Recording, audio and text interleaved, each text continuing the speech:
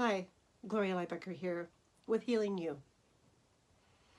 Have you ever felt that there's no time for you to be able to slow down to take care of yourself? Maybe you've been burning the candle at both ends and working really hard, might even be enjoying what you're doing, and you're on a dopamine high because you're seeking circuits, having a blast.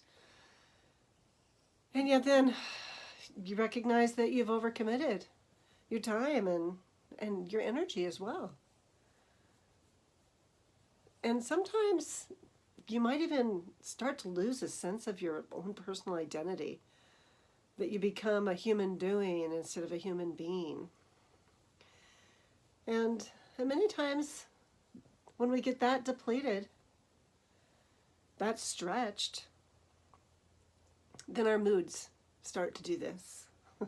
And we find it's really difficult to stay on top of our own moods or emotions. They're like a roller coaster. Let me tell you a story. It was a few years back. My youngest son was, I think he was about 9. And he had sensory processing difficulties. And I didn't know a lot about it. I was learning a lot. And at that time, I needed to slow everything down to focus on my child and creating resources for him. And there weren't many, not locally where I lived. I lived out in the middle of the country. And so I got online and I started researching and I started looking for things and I started to find some new possibilities. And I became really passionate about being able to learn some new methods for healing and for supporting a nervous system to regulate and self-soothe, that I got really caught up in developing myself, reinventing myself. And I spent hours. I did a lot of different courses, and I became an advanced practitioner with integrated listening systems so that I could begin to provide these resources, not just to my son, but I found it really helped me too. But during that period of time when I was seeking so desperately to find resources and to make a difference, especially for my child, I got pretty burnt out and I got depleted.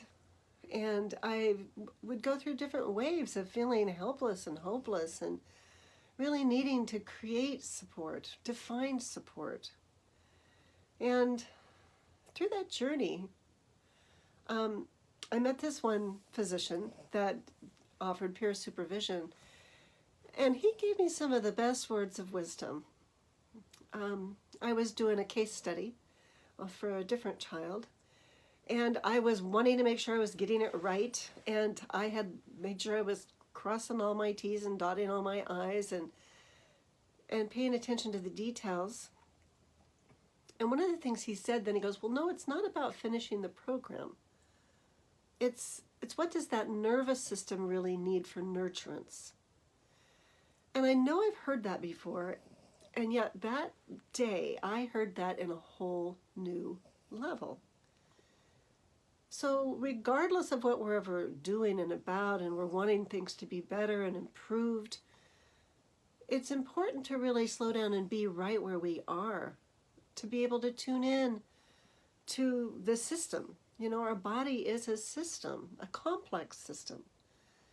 And when we're offering healing or holding that sacred space for other systems, we need to be able to tune in to see what is it that system is needing.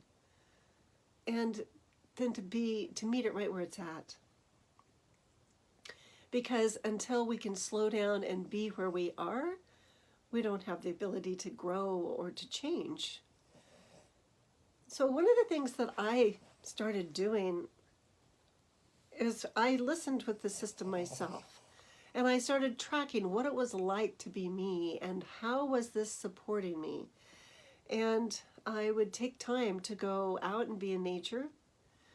And I loved getting to develop a mindfulness practice, I started looking for what are the ways that my system is nurtured. And so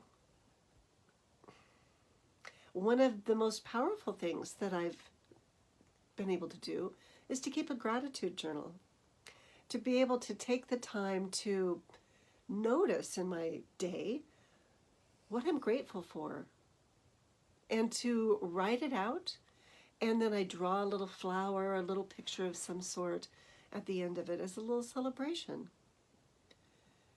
And we're also not meant to be in isolation. We do need to have fellow travelers on our journey. And what really supports me is to surround myself with a spiritual community that practices compassion. And that's really been a wonderful resource for me. So how about you? Do you have places or times in your life that you feel like you just cannot slow down to take care of yourself? Wouldn't you like to be able to experience that it's possible to take an interest in and to take time to engage in activities that you really enjoy and begin to do that consistently? What do you imagine that might look like for you? Here's one of my little friends. This is Polly.